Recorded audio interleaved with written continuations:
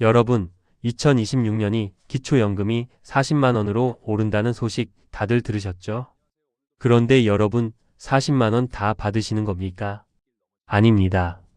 모든 분이 40만 원을 받으시는 게 아닙니다.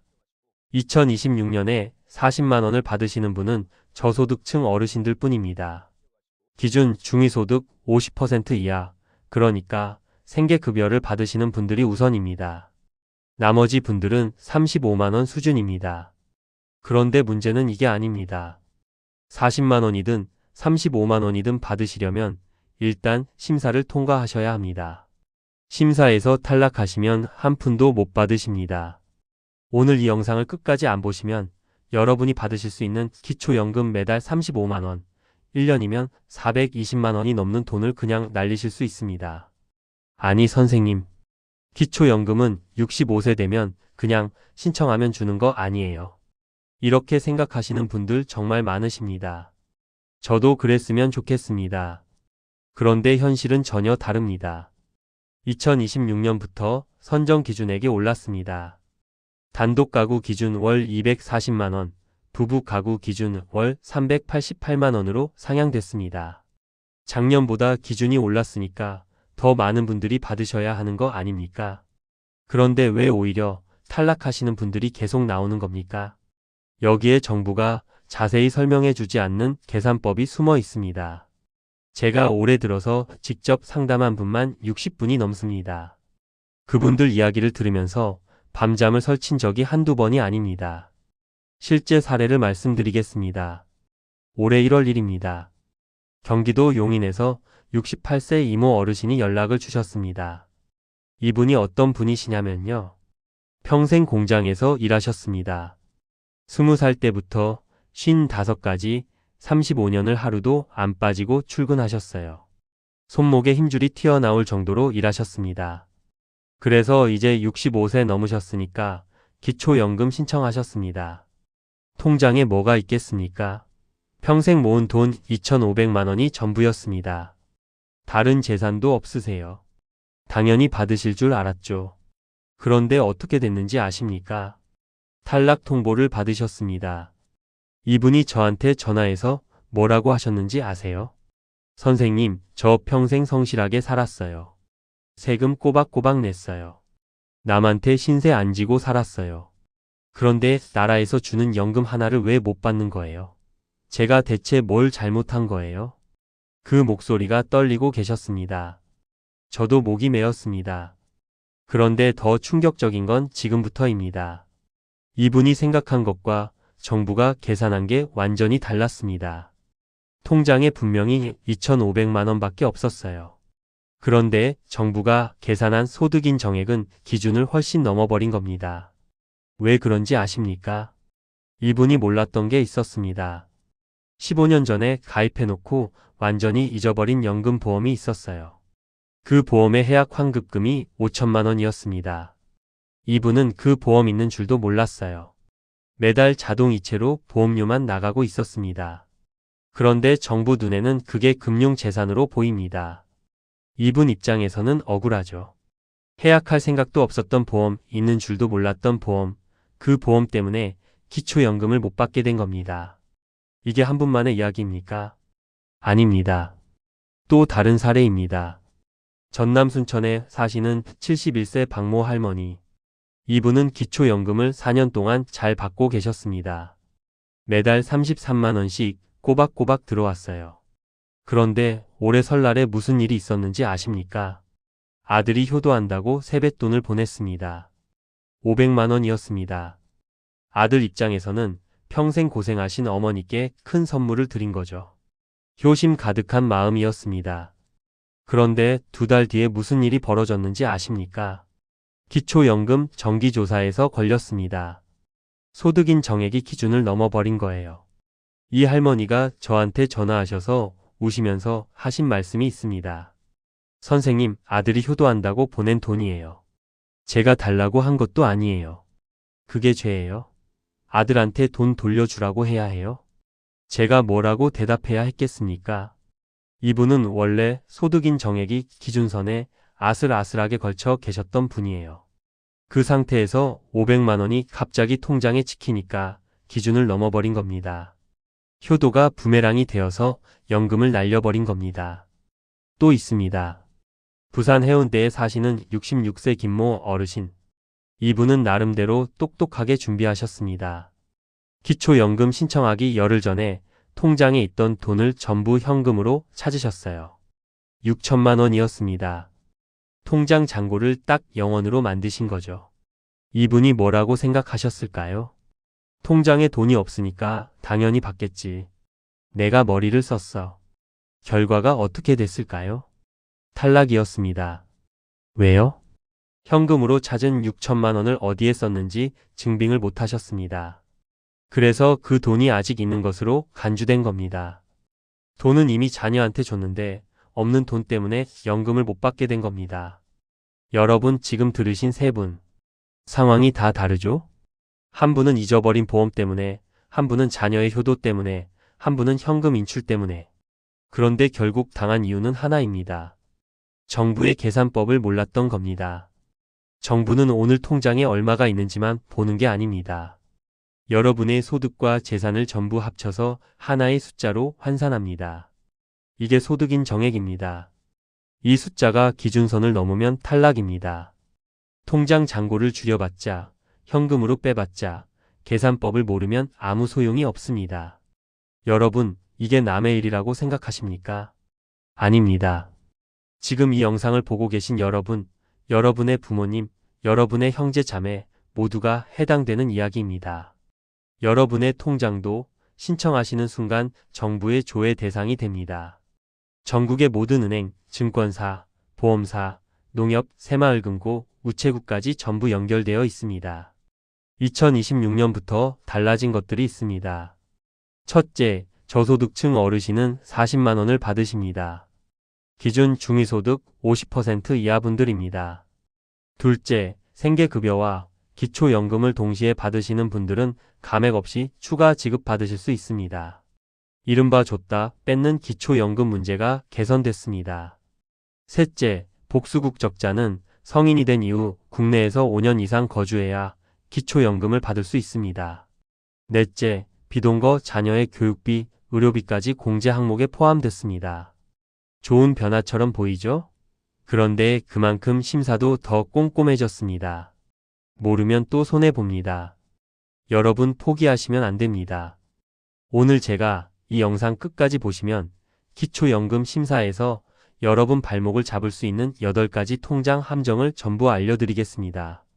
입출금 통장에 숨겨진 계산법, 현금을 찾으면 오히려 불리해지는 역설, 자녀의 효도가 부메랑이 되는 구조, 잊어버린 보험이 재산으로 잡히는 원리, 주식 시세가 폭탄이 되는 이유, 10년 전에 만들어 놓고 잊어버린 휴명계좌, 정기예금 이자의 이중 함정, 그리고 2026년에 새로 바뀐 변화까지 8가지 함정을 전부 알려드리겠습니다.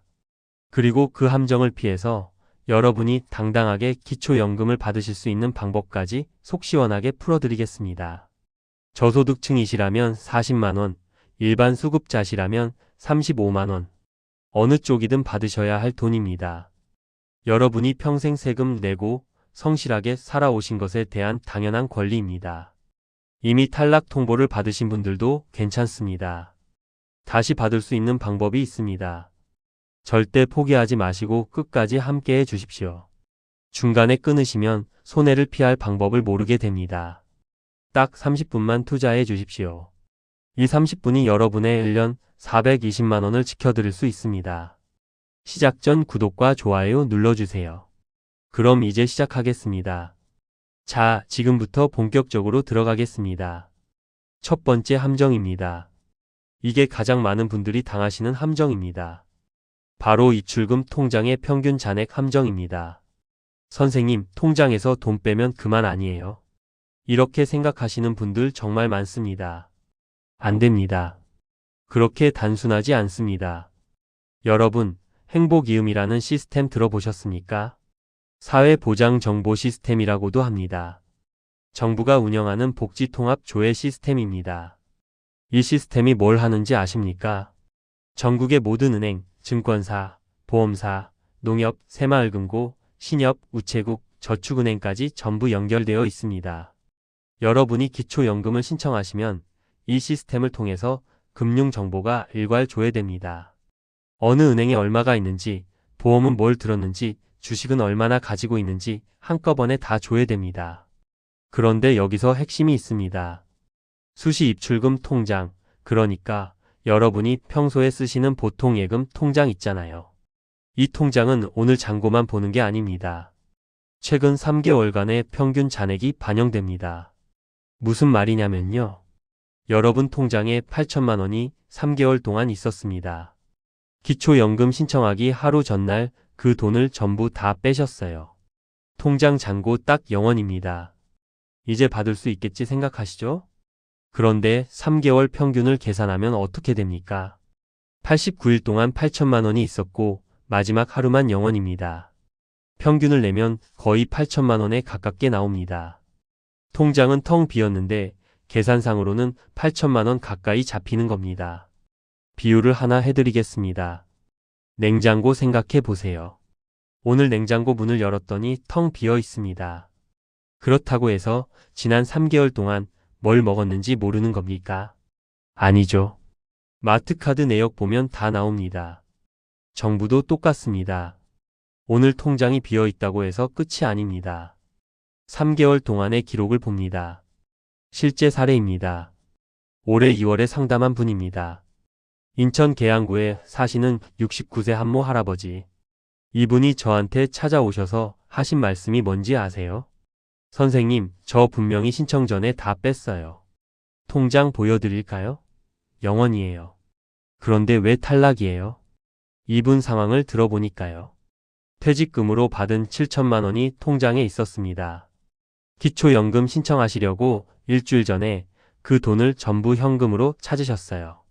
그런데 3개월 평균 잔액으로 계산하니까 거의 7천만 원에 가깝게 잡힌 겁니다. 이분이 뭘 잘못하신 겁니까? 아무것도 잘못하신 게 없어요. 그냥 이 계산 방식을 몰랐던 겁니다.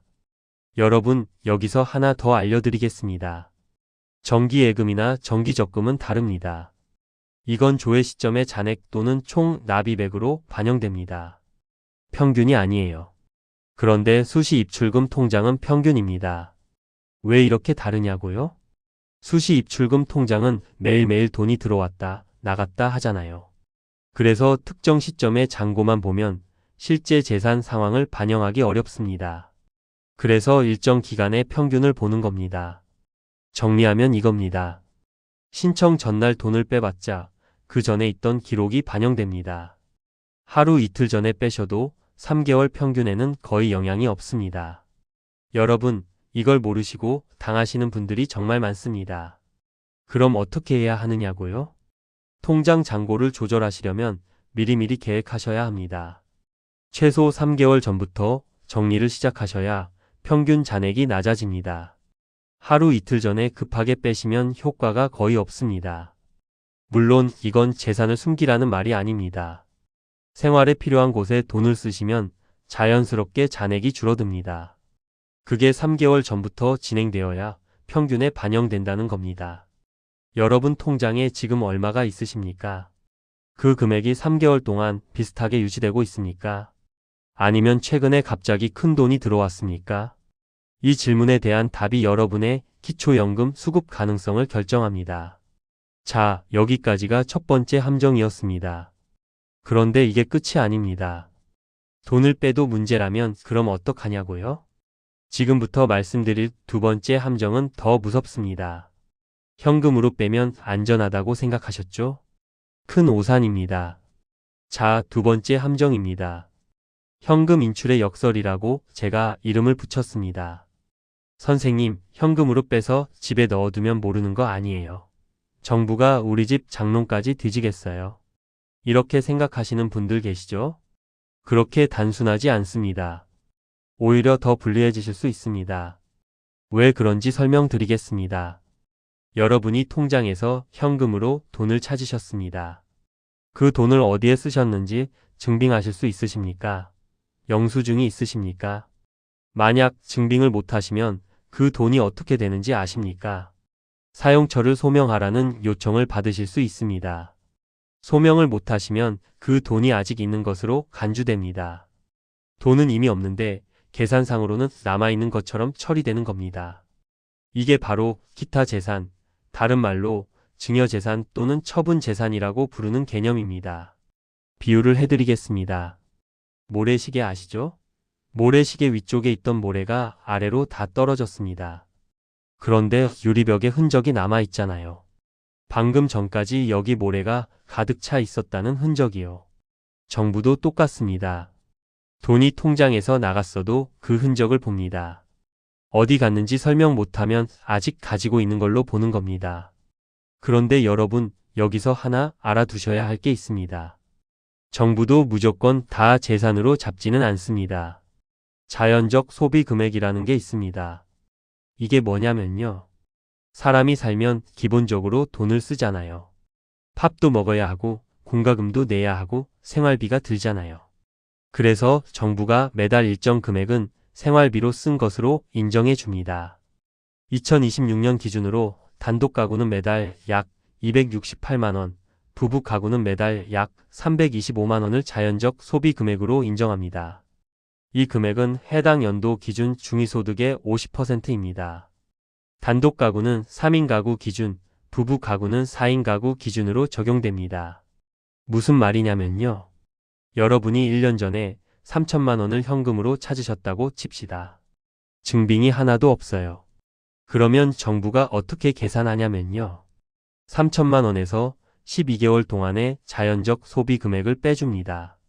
단독 가구라면 268만 원 곱하기 12개월 약 3,200만 원을 빼주는 겁니다. 그러면 3천만 원에서 3,200만 원을 빼니까 0원이 됩니다. 이 경우에는 재산으로 안 잡힙니다. 그런데 문제는 뭐냐면요. 최근에 큰 돈을 찾으셨으면 자연적 소비 금액으로 빠지는 기간이 짧습니다. 예를 들어 3개월 전에 5천만 원을 찾으셨다. 자연적 소비 금액은 3개월치 약 800만 원밖에 안 빠집니다. 5천만 원에서 800만 원 빼면 4,200만 원이 아직 재산으로 잡히는 겁니다. 돈은 이미 없는데 4,200만 원이 있는 것처럼 계산되는 겁니다. 실제 사례입니다. 올해 3월에 상담한 분입니다. 대구 달서구에 사시는 67세 정모 어르신. 이분이 작년에 퇴직금 6천만 원을 받으셨습니다. 그 돈을 아들 사업자금으로 주셨어요. 현금으로 찾아서 그냥 건네주셨습니다. 기초연금 신청하시면서 저는 재산 없어요 라고 하셨습니다. 통장에 돈이 없으니까요. 그런데 담당자가 뭐라고 했는지 아십니까? 그 6천만 원 어디에 쓰셨습니까? 증빙해 주십시오. 이분이 증빙을 못 하셨습니다. 아들한테 현금으로 그냥 주셨으니까요. 결과가 어떻게 됐을까요? 자연적 소비 금액을 빼고도 4천만 원 이상이 재산으로 잡혔습니다. 기초연금 탈락입니다. 돈은 이미 없는데 없는 돈 때문에 연금을 못 받게 된 겁니다. 여러분, 오해하시면 안 됩니다. 돈을 쓰지 말라는 게 아닙니다. 쓴 걸 증명할 수 있느냐, 그 차이입니다. 그러면 어떻게 해야 하느냐고요? 증빙이 되는 항목들이 있습니다. 이걸 본인 소비 분이라고 합니다. 의료비, 장례비, 혼례비, 교육비, 재산 처분 과정에서 낸 세금, 이혼에 따른 위자료. 이런 것들은 영수증이나 증빙 서류가 있으면 재산에서 빼줍니다. 또 있습니다. 다른 재산을 사거나 빚을 갚은 경우. 이걸 타재산 증가분이라고 합니다. 예를 들어 현금 3천만 원을 찾아서 전세 보증금을 올렸다. 이건 증빙이 됩니다. 빚을 갚았다. 대출 상환 내역이 있으면 증빙이 됩니다. 마이너스 통장을 갚은 것도 인정됩니다. 여러분 명심하십시오. 현금 인출하셨으면 영수증 반드시 챙기세요. 병원비 영수증, 경조사비 영수증, 집수리비 영수증 전부 다 모아두셔야 합니다. 자녀한테 돈을 주셨다면 계좌 이체로 하시고 기록을 남기세요. 현금으로 주시면 증빙이 안 됩니다. 여러분, 두 번째 함정 정리해드리겠습니다. 현금으로 빼도 기록은 남습니다. 사용처를 증명 못하면 아직 있는 것으로 간주됩니다. 자연적 소비 금액이 빠지긴 하지만 최근에 찾은 돈은 대부분 재산으로 잡힙니다. 영수 중 하나가 여러분의 기초연금을 살릴 수 있습니다. 자, 여기까지가 두 번째 함정이었습니다. 그런데 아직 끝이 아닙니다. 지금부터 말씀드릴 세 번째 함정은 정말 마음이 아픈 함정입니다. 자녀의 효도가 오히려 부메랑이 되는 경우입니다. 자, 세 번째 함정입니다.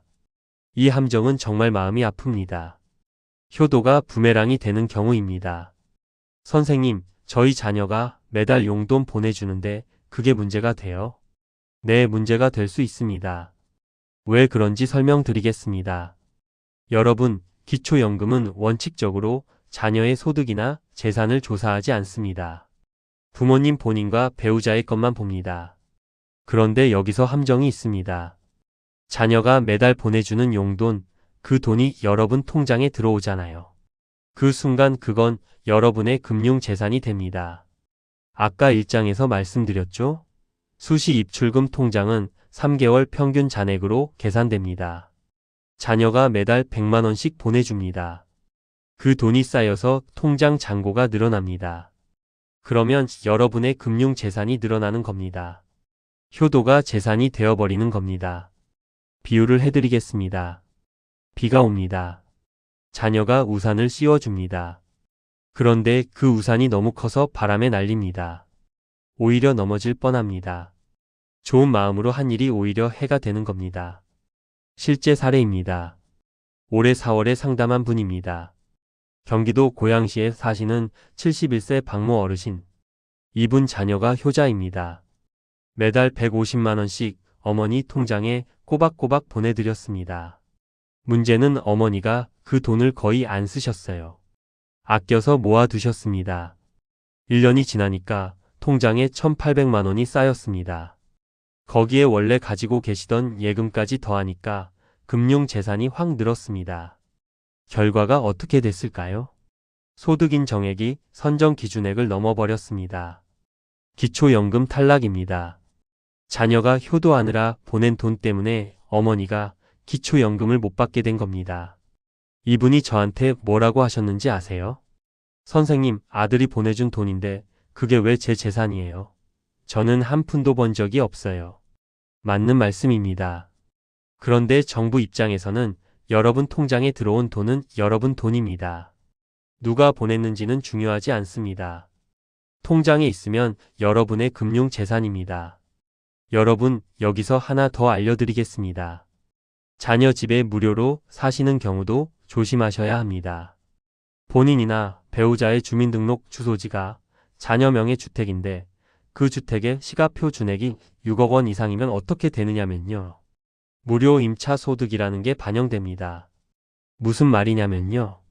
시가표 준액 6억 원 이상 주택에 무료로 거주하시면 월세를 안 내고 사는 이익이 있다고 보는 겁니다. 그 이익을 소득으로 환산합니다. 계산 방식은 시가표 준액에서 6억 원을 빼고 거기에 0.78%를 곱한 다음 12로 나눕니다. 예를 들어 자녀 집 시가표 준액이 9억 원이라고 칩시다. 9억에서 6억을 빼면 3억입니다. 3억 곱하기 0.78% 나누기 12. 월 19만 5천 원 정도가 소득으로 잡힙니다. 돈 한 푼 안 받았는데 월 20만 원 가까이 소득이 생기는 겁니다. 자녀 집에 살면서 효도 받는 건데 그게 소득이 되어버립니다. 여러분, 또 하나 있습니다. 자녀가 부모님 명의로 보험을 들어드리는 경우. 보험료를 자녀가 내더라도 보험 계약자가 부모님이시면 그 보험은 부모님의 금융재산입니다. 해약환급금 기준으로 재산에 반영됩니다. 자녀가 부모님 노후 대비해서 들어드린 연금보험, 저축보험 전부 다 부모님 재산으로 잡힙니다. 자녀 마음은 효도인데 정부 계산으로는 재산입니다. 정리해드리겠습니다.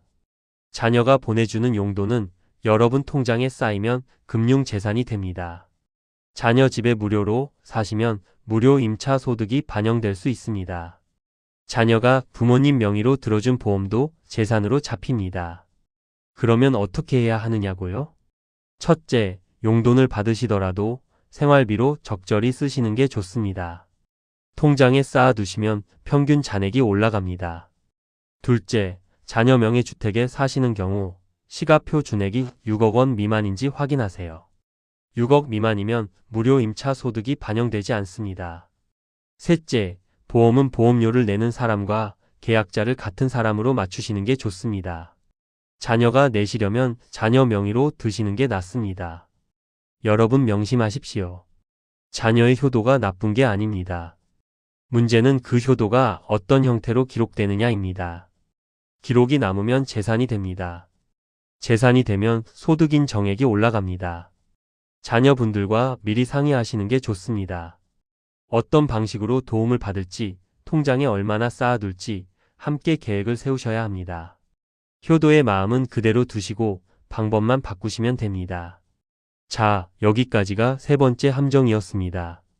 그런데 이것도 끝이 아닙니다. 지금부터 말씀드릴 네 번째 함정은 더 복잡합니다. 없어진 보험이 다시 나타나는 경우입니다. 자, 네 번째 함정입니다. 잊어버린 보험의 귀환이라고 제가 이름을 붙였습니다. 선생님, 저는 보험 없어요. 다 해약했어요. 이렇게 말씀하시는 분들 계십니다. 정말 없으십니까? 여러분, 20년 전에 드셨던 보험 기억하십니까? 30년 전에 남편분이 들어두셨던 연금보험은요? 기억 안 나시죠? 그런데 정부는 기억합니다. 왜냐하면 정부가 일괄 조회를 하기 때문입니다. 아까 1장에서 말씀드렸죠? 행복이음 시스템이 전국의 모든 금융기관과 연결되어 있다고요. 보험도 마찬가지입니다. 생명보험, 손해보험, 공제보험 전부 다 조회됩니다. 여러분이 가입하셨던 보험이 아직 유효한지, 해약 환급금이 얼마인지, 연금을 받고 계신지 다 나옵니다. 비유를 해드리겠습니다. 창고 한쪽에 오래된 상자가 있습니다. 뭐가 들었는지 까먹으셨어요. 그런데 세무서에서 나와서 그 상자를 열어봅니다. 안에 금괴가 들어 있습니다. 여러분은 까먹으셨는데 세무서는 알고 있는 겁니다. 보험도 똑같습니다. 여러분은 까먹으셨는데 정부 시스템에는 다 나옵니다. 여기서 핵심을 말씀드리겠습니다. 보험은 종류에 따라 반영 방식이 다릅니다. 첫째, 저축성 보험입니다. 연금보험, 저축보험, 교육보험 이런 것들이요. 이건 해약 환급금이 금융재산으로 반영됩니다.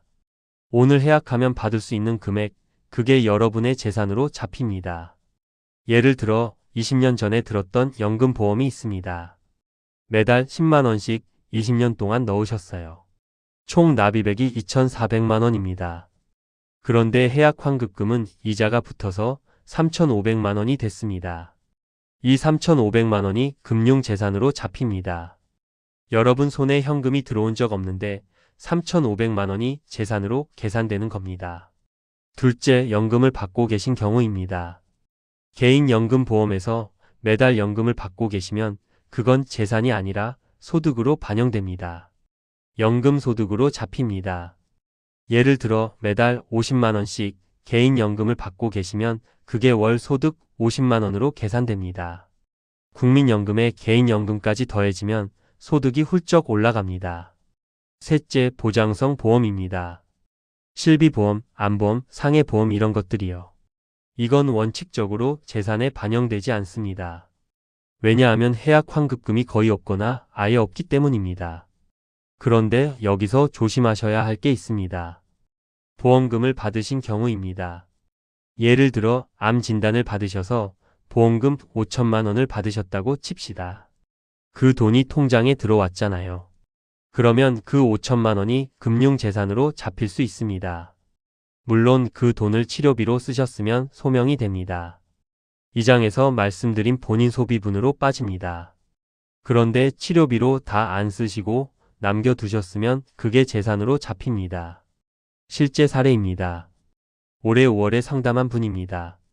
충남 천안시에 사시는 68세 채모 어르신. 이분이 기초연금 신청하셨는데 탈락하셨어요. 이유가 뭔지 아십니까? 30년 전에 남편분이 부인 명의로 들어놓은 연금보험이 있었습니다. 이분이 그 보험을 까맣게 잊고 계셨어요. 보험료는 남편분이 내셨고 보험증권도 어디 있는지 모르셨습니다. 그런데 그 보험의 해약 환급금이 4,200만 원이었습니다. 정부 시스템에서 조회가 됐습니다. 이분이 저한테 뭐라고 하셨는지 아세요? 선생님, 저는 그 보험 있는 줄도 몰랐어요. 남편이 다 했어요. 그게 왜 제 재산이에요? 맞는 말씀입니다. 그런데 보험 계약자가 본인 명의시면 그건 본인 재산입니다. 누가 보험료를 냈는지는 중요하지 않습니다. 계약자가 누구인지가 중요합니다. 여러분, 여기서 하나 더 알려드리겠습니다. 보험은 계좌당 10만 원 이상이면 줘야 됩니다. 그런데 연금성 보험은 금액에 관계없이 전부 줘야 됩니다. 아무리 소액이라도 연금보험이면 다 나옵니다. 여러분, 네 번째 함정 정리해드리겠습니다.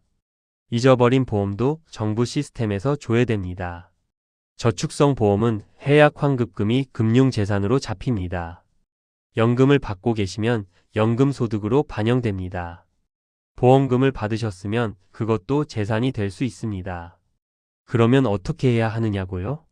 먼저 본인 명의로 된 보험이 뭐가 있는지 확인하셔야 합니다.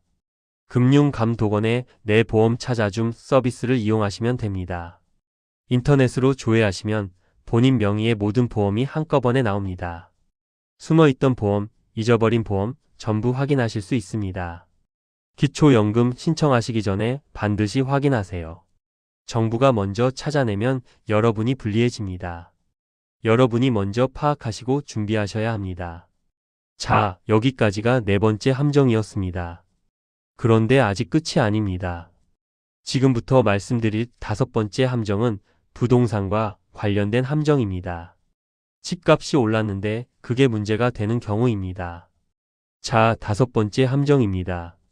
오르지 않은 집값의 역습이라고 제가 이름을 붙였습니다. 선생님, 저희 집 시세는 그대로인데요? 안 올랐어요. 네, 시세는 그대로일 수 있습니다. 그런데 공시가격은 올랐을 수 있습니다. 여러분, 기초연금에서 부동산 재산은 시세로 계산하는 게 아닙니다. 공시가격으로 계산합니다. 정확히는 시가표 준액이라고 합니다.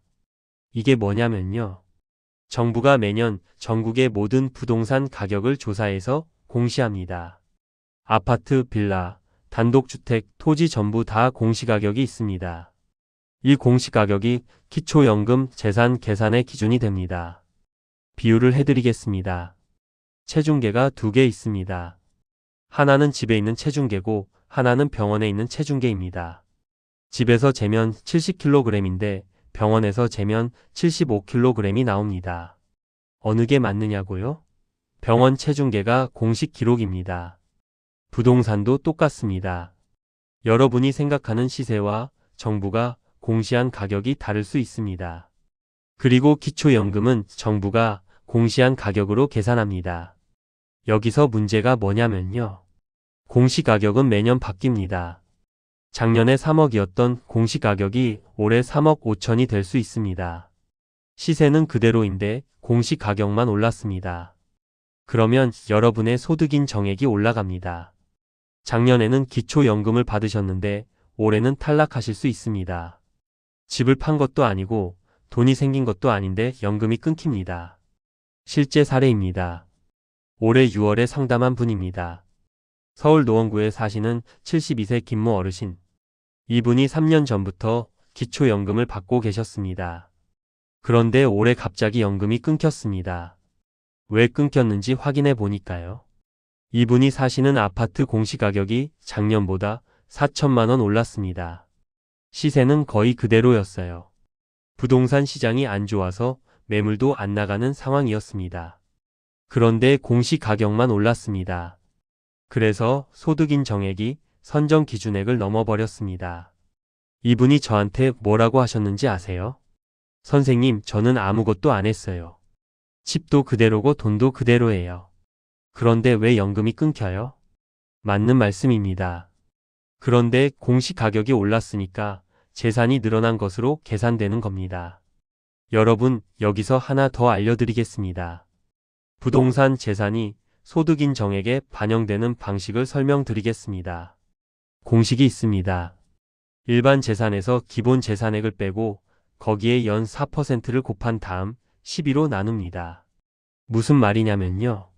예를 들어 서울의 공시가격 5억짜리 아파트를 가지고 계십니다.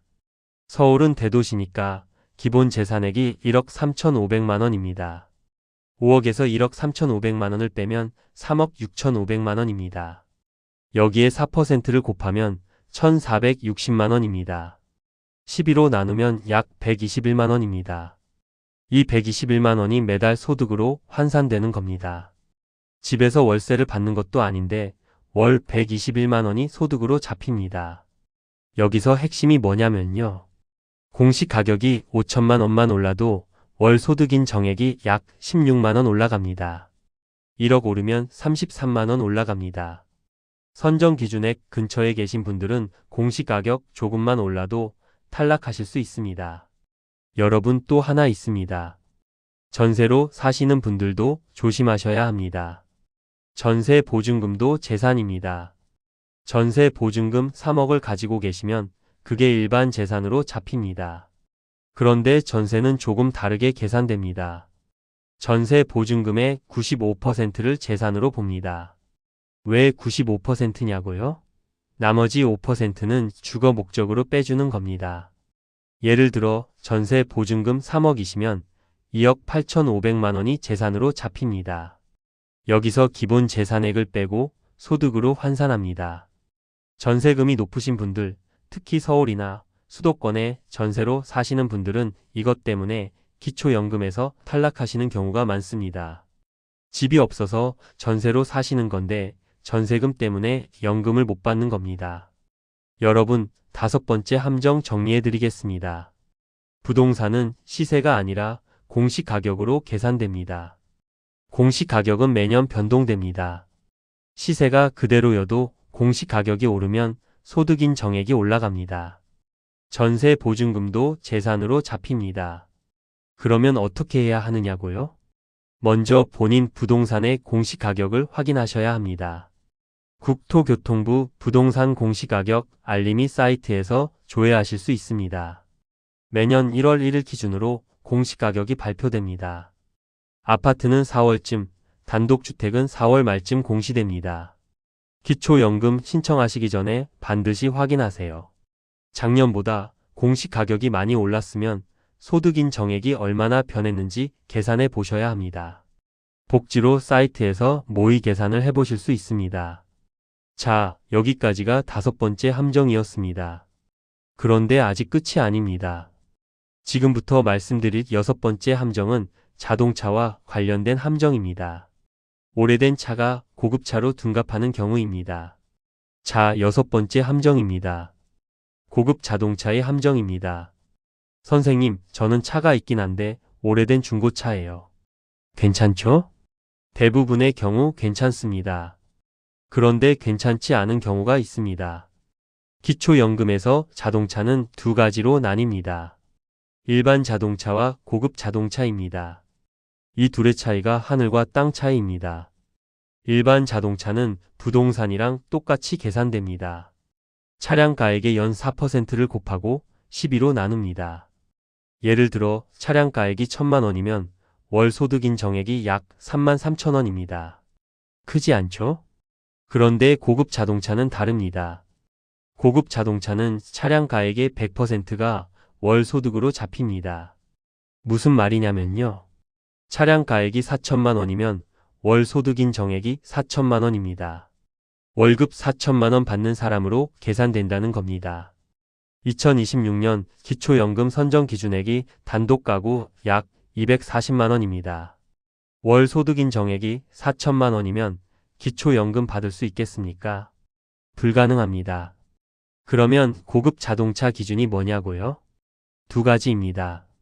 첫째, 배기량 3000cc 이상인 승용차, 승합차, 이륜차입니다. 둘째, 차량가액 4천만 원 이상인 승용차, 승합차, 이륜차입니다. 둘 중 하나만 해당되어도 고급 자동차입니다. 비유를 해드리겠습니다.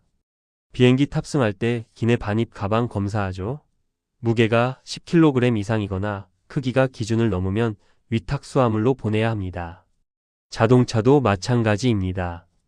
배기량이 3000cc 이상이거나 가격이 4천만 원 이상이면 고급 자동차로 분류됩니다. 여기서 중요한 게 있습니다.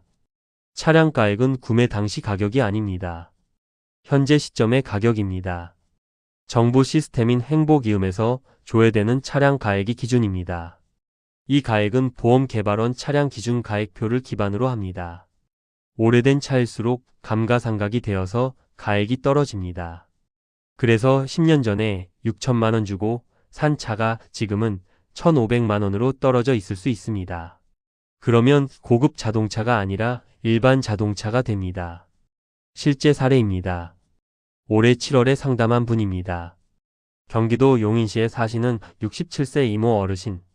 이분이 기초연금 신청하러 가셨다가 탈락하셨습니다. 이유가 뭔지 아십니까? 이분이 8년 전에 남편분과 공동 명의로 그랜저를 사셨어요. 2400cc짜리입니다. 8년 됐으니까 중고차 가격도 많이 떨어졌습니다. 그런데 탈락하셨습니다. 왜 그랬을까요? 아들이 3년 전에 전기차를 사면서 어머니 명의를 빌렸습니다. 아들이 보험료 때문에 그랬다고 합니다. 그런데 그 전기차 가격이 5,500만 원이었습니다. 전기차는 배기량이 없습니다. 그래서 배기량 기준은 적용되지 않습니다.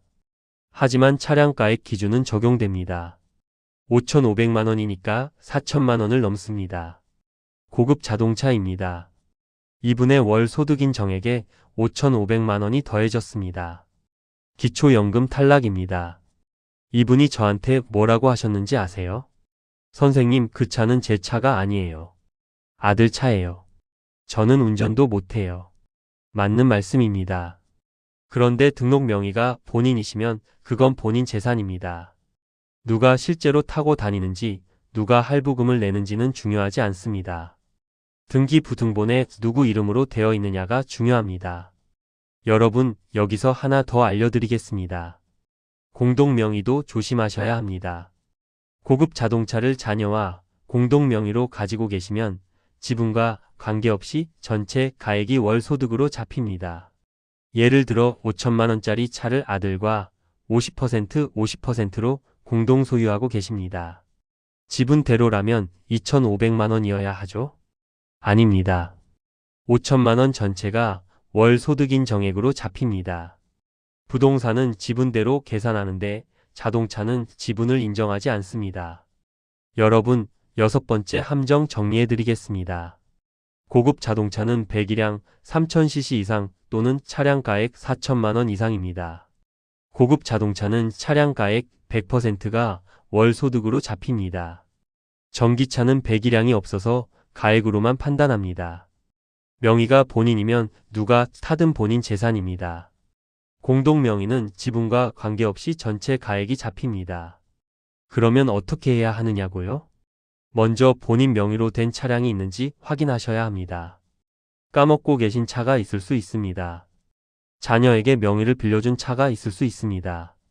자동차 민원 대국민 포털에서 본인 명의 차량을 조회하실 수 있습니다. 그리고 차량 가액을 확인하셔야 합니다. 보험개발원 홈페이지에서 차량 기준 가액을 조회하실 수 있습니다. 고급 자동차 기준에 해당되시면 기초연금 신청 전에 명의 정리를 하셔야 합니다. 자녀에게 빌려준 명의가 있다면 돌려받으셔야 합니다. 자, 여기까지가 6번째 함정이었습니다. 그런데 아직 끝이 아닙니다. 지금부터 말씀드릴 7번째 함정은 국민연금과 관련된 함정입니다. 국민연금을 많이 받으시면 오히려 손해가 되는 경우입니다. 자, 7번째 함정입니다. 국민연금이 발목을 잡는 경우입니다. 선생님, 저는 국민연금 열심히 넣었어요. 그러면 기초연금도 더 받겠죠? 아닙니다. 오히려 덜 받으실 수 있습니다. 이게 무슨 말이냐고요? 국민연금과 기초연금 사이에 연계감액이라는 제도가 있습니다. 국민연금을 많이 받으시면 기초연금이 깎이는 겁니다. 비유를 해드리겠습니다. 회사에서 성과급을 받았습니다. 그런데 성과급을 많이 받으니까 복지 포인트가 줄었습니다. 열심히 일해서 성과급 받았는데 그 때문에 다른 혜택이 줄어드는 겁니다. 국민연금과 기초연금도 마찬가지입니다. 젊을 때 열심히 국민연금 보험료 내셨습니다. 덕분에 국민연금을 많이 받으십니다. 그런데 국민연금을 많이 받으니까 기초연금이 깎입니다. 여기서 핵심을 말씀드리겠습니다. 연계 감액 기준이 있습니다. 국민연금 수령액이 기초연금 기준연금액의 150%를 초과하면 기초연금이 감액됩니다. 무슨 말이냐면요. 2025년 기준연금액이 34만 2,510원입니다. 여기에 150%를 곱하면 약 51만 4천원입니다. 국민연금을 월 51만 4천원 이상 받으시면 기초연금이 깎이기 시작합니다. 그러면 얼마나 깎이느냐고요? 계산 공식이 있습니다. 국민연금 수령액에서 기준연금액의 150%를 뺀 다음 거기에 2분의 1을 곱합니다. 예를 들어 국민연금을 월 70만원 받으신다고 칩시다. 70만원에서 51만 4천원을 빼면 18만 6천원입니다. 여기에 2분의 1을 곱하면 약 9만 3천원입니다. 이 9만 3천원이 기초연금에서 깎이는 겁니다. 기준연금액 34만 2,510원에서 9만 3천원을 빼면 약 25만 원만 받으시게 됩니다. 그런데 여기서 중요한 게 있습니다. 아무리 깎여도 기초연금의 50%는 보장됩니다. 기준연금액의 절반인 약 17만 원 이하로는 깎이지 않습니다. 그래도 34만 원 받을 수 있는 걸 17만 원만 받으시는 거예요. 연간으로 따지면 204만 원 손해입니다. 실제 사례입니다. 올해 8월에 상담한 분입니다. 대전 유성구에 사시는 66세 박모 어르신. 이분이 올해 65세 되셔서 기초연금 신청하셨습니다. 이분은 국민연금을 월 85만 원 받고 계셨어요. 젊을 때 회사 다니시면서 30년 가까이 국민연금 꼬박꼬박 내셨습니다. 기초연금 신청하셨는데 결과가 어떻게 나왔을까요? 월 17만 1,255원. 기준연금액의 딱 절반입니다. 이분이 저한테 뭐라고 하셨는지 아세요? 선생님, 국민연금 안 낸 사람이 34만 원 받고 저는 30년 동안 낸 사람이 17만 원 받아요. 이게 말이 됩니까? 솔직히 저도 이분 심정 충분히 이해합니다. 하지만 현행 제도가 그렇게 되어 있습니다. 여러분, 여기서 하나 더 알려드리겠습니다. 2026년부터 기초연금이 바뀝니다. 정부가 기초연금 40만 원 인상을 추진하고 있습니다. 2026년에는 소득 하위 50% 이하 저소득 어르신들부터 먼저 40만 원으로 인상됩니다. 2027년에는 전체 대상자로 확대될 예정입니다. 그런데 여기서 또 문제가 있습니다. 기초연금이 40만 원으로 오르면 연계 감액 기준도 올라갑니다. 40만 원에 150%면 60만 원입니다. 국민연금을 60만 원 이상 받으시면 감액이 시작됩니다. 지금보다는 기준이 완화되는 거죠. 하지만 국민연금을 많이 받으시는 분들은 여전히 감액 대상입니다. 여러분, 또 하나 있습니다. 소득인정액 계산할 때 국민연금도 소득으로 잡힙니다. 기초연금 받을 자격이 되는지 판단할 때 국민연금 수령액이 소득에 포함됩니다. 국민연금을 많이 받으시면 소득인 정액이 올라갑니다. 소득인 정액이 선정 기준액을 넘으면 기초연금 자체를 못 받으실 수 있습니다. 예를 들어 국민연금을 월 150만 원 받으시고 다른 소득과 재산이 더 있으시면 선정 기준액을 초과할 수 있습니다. 그러면 기초연금 대상 자체에서 탈락합니다. 여러분, 7번째 함정 정리해드리겠습니다. 국민연금 수령액이 기준연금액의 150%를 초과하면 기초연금이 감액됩니다. 2025년 기준 국민연금 월 51만 4천원 이상이면 감액 시작입니다. 최대 감액은 기초연금의 50%까지입니다. 국민연금이 소득인 정액에도 포함되어 기초연금 자격 자체에 영향을 줍니다. 그러면 어떻게 해야 하느냐고요? 먼저 본인의 국민연금 예상 수령액을 확인하셔야 합니다. 국민연금공단 홈페이지에서 내연금 알아보기 서비스를 이용하시면 됩니다. 예상 수령액이 나옵니다.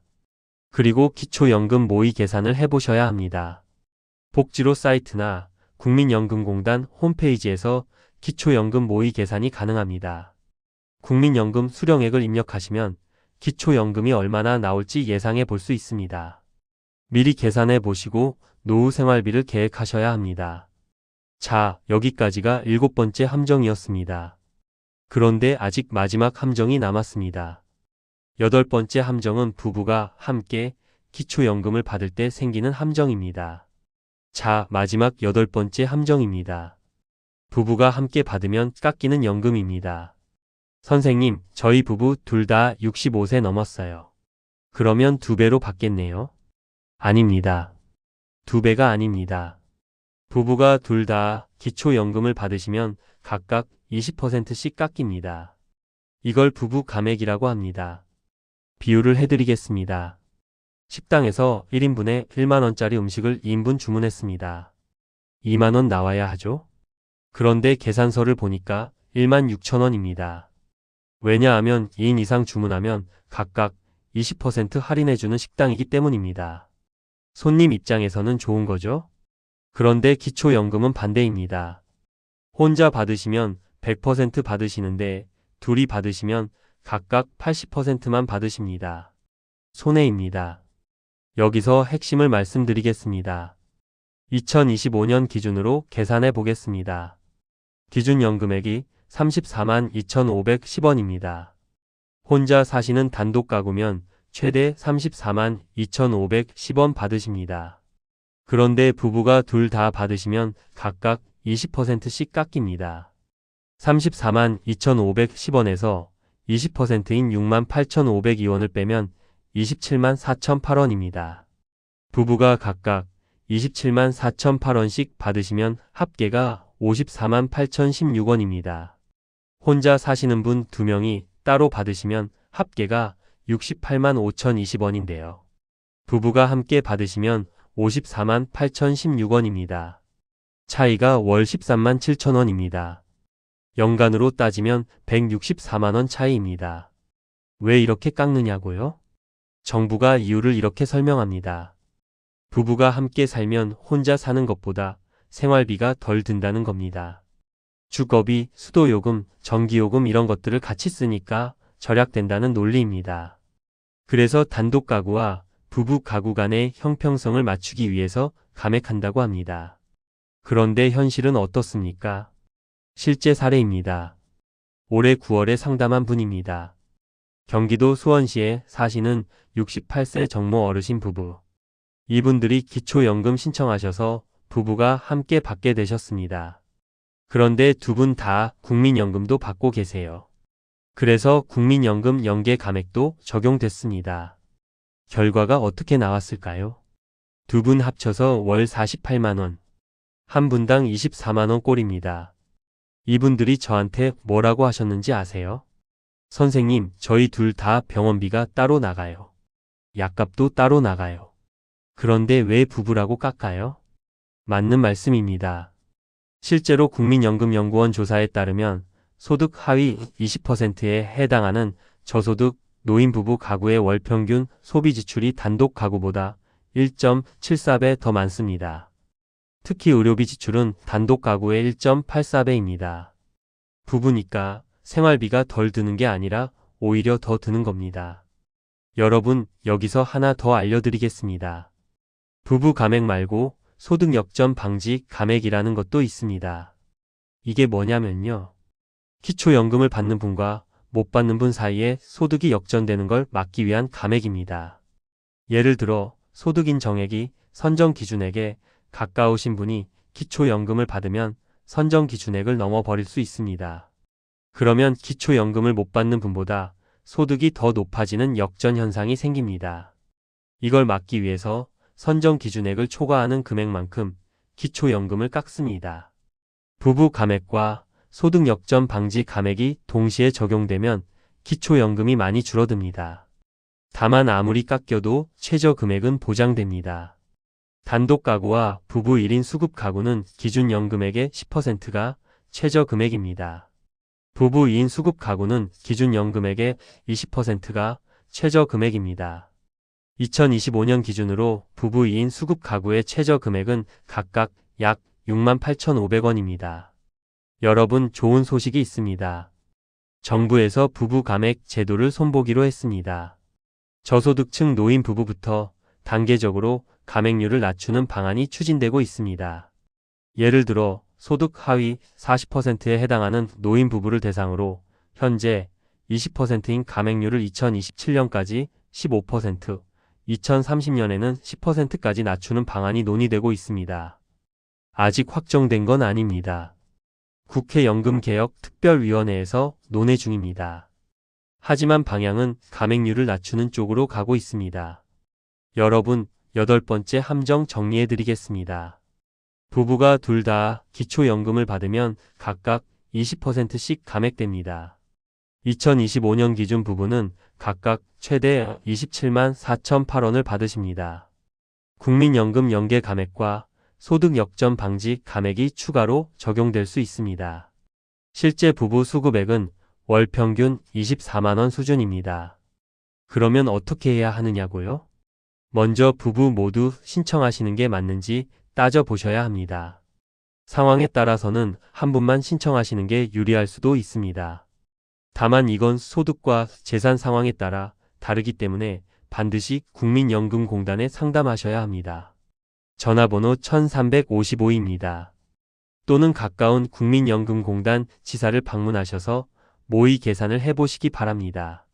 부부 둘 다 신청했을 때와 한 분만 신청했을 때 어느 쪽이 유리한지 비교해 보실 수 있습니다. 자, 여기까지가 8번째 함정이었습니다. 지금까지 2026년 기초연금 신청할 때 주의해야 할 8가지 함정을 말씀드렸습니다. 자, 지금까지 2026년 기초연금 신청할 때 주의해야 할 8가지 함정을 말씀드렸습니다. 다시 한번 정리해드리겠습니다. 첫 번째, 입출금 통장의 평균 잔액 함정. 입출금 통장은 현재 잔액이 아니라 3개월 평균 잔액으로 계산됩니다. 신청 직전에 돈을 빼셔도 소용없습니다. 최소 3개월 전부터 준비하셔야 합니다. 두 번째, 현금 인출의 역설. 현금으로 빼셔도 사용처를 증명 못하시면 그 돈은 여전히 재산으로 잡힙니다. 자연적 소비 금액을 초과하는 금액은 증빙 자료가 필요합니다. 영수증, 이체 내역 꼭 챙기셔야 합니다. 세 번째, 효도가 부메랑이 되는 순간. 자녀가 보내주시는 용돈이 통장에 쌓이면 금융재산이 됩니다. 자녀 집에 사시면 무료 임차 소득이 잡힐 수 있습니다. 보험 명의도 확인하셔야 합니다. 네 번째, 잊어버린 보험의 귀환. 본인도 모르는 보험이 정부 시스템에서 조회됩니다. 저축성 보험의 해약 환급금은 금융재산으로 잡힙니다. 금융감독원 내 보험 찾아줌 서비스로 미리 확인하세요. 다섯 번째, 오르지 않은 집값의 역습. 부동산은 시세가 아니라 공시 가격으로 계산됩니다. 시세가 그대로여도 공시 가격이 오르면 소득인 정액이 올라갑니다. 매년 공시 가격 확인하셔야 합니다. 여섯 번째, 고급 자동차의 함정. 배기량 3000cc 이상이거나 차량가액 4천만원 이상이면 고급 자동차입니다. 고급 자동차는 가액 100%가 월 소득으로 잡힙니다. 자녀에게 빌려준 명의가 있는지 확인하세요. 일곱 번째, 국민연금이 발목을 잡는 경우. 국민연금을 많이 받으시면 기초연금이 깎입니다. 국민연금 월 51만 4천원 이상이면 연계 감액이 시작됩니다. 국민연금공단에서 예상 수령액 미리 확인하세요. 여덟 번째, 부부가 함께 받으면 깎이는 연금. 부부가 둘 다 기초연금을 받으시면 각각 20%씩 감액됩니다. 상황에 따라 한 분만 신청하시는 게 유리할 수도 있습니다. 반드시 상담 후 결정하세요. 여러분, 이 8가지 함정에 빠지신 분들의 공통점이 뭔지 아십니까? 몰랐습니다. 정부가 어떻게 계산하는지 몰랐습니다. 내 통장 잔액이 3개월 평균으로 계산되는지 몰랐습니다. 현금으로 빼면 증빙이 필요한지 몰랐습니다. 자녀 용돈이 내 재산이 되는지 몰랐습니다. 30년 전에 든 보험이 아직 살아있는지 몰랐습니다. 공시 가격이 오른지 몰랐습니다. 자녀에게 빌려준 차 명의가 문제되는지 몰랐습니다. 국민연금 때문에 기초연금이 깎이는지 몰랐습니다. 부부가 함께 받으면 감액되는지 몰랐습니다. 몰라서 손해보신 겁니다. 그런데 여러분은 이제 아십니다. 오늘 이 영상을 끝까지 보신 여러분은 8가지 함정을 다 아십니다. 알면 피할 수 있습니다. 기초연금 신청하시기 전에 오늘 말씀드린 8가지 항목 하나씩 점검해 보세요. 내 입출금 통장 3개월 평균 잔액이 얼마인지 확인하세요. 현금으로 큰돈 쓰신 거 있으면 영수증 찾아보세요. 자녀한테 받은 용돈이 통장에 쌓여 있는지 확인하세요. 내 이름으로 된 보험이 뭐가 있는지 조회해 보세요. 우리 집 공시 가격이 얼마인지 확인하세요. 내 이름으로 된 차가 있는지, 자녀 차명에 빌려준 거 없는지 확인하세요. 국민연금 예상 수령액이 얼마인지 확인하세요. 부부가 함께 신청하는 게 유리한지 상담 받아보세요. 이 8가지만 미리 점검하시면 여러분은 함정에 빠지지 않으십니다. 연간 420만 원. 이게 기초연금 최대 금액입니다. 2026년 40만 원으로 인상되면 연간 480만 원입니다. 이 돈을 받으실 수 있는데 함정에 빠져서 못 받으시면 안 됩니다. 여러분, 기초연금은 신청하셔야 받으십니다. 자격이 되셔도 신청 안 하시면 한 푼도 못 받으십니다. 만 65세 생일이 속한 달에 한 달 전부터 신청하실 수 있습니다. 주민센터나 국민연금공단 지사에 가시면 됩니다. 복지로 홈페이지에서 온라인으로도 신청하실 수 있습니다. 어렵지 않습니다. 오늘 영상이 도움이 되셨다면 주변에 65세 가까이 되신 분들께 공유해 주세요. 부모님께, 형제 자매께, 이웃 어르신께 알려드리세요. 아는 만큼 받으실 수 있습니다. 모르면 손해보십니다. 지금까지 오분스 정보 탐사였습니다. 앞으로도 여러분들의 행복한 노후를 진심으로 응원합니다. 구독과 좋아요 부탁드립니다. 오늘도 끝까지 시청해 주셔서 정말 감사합니다.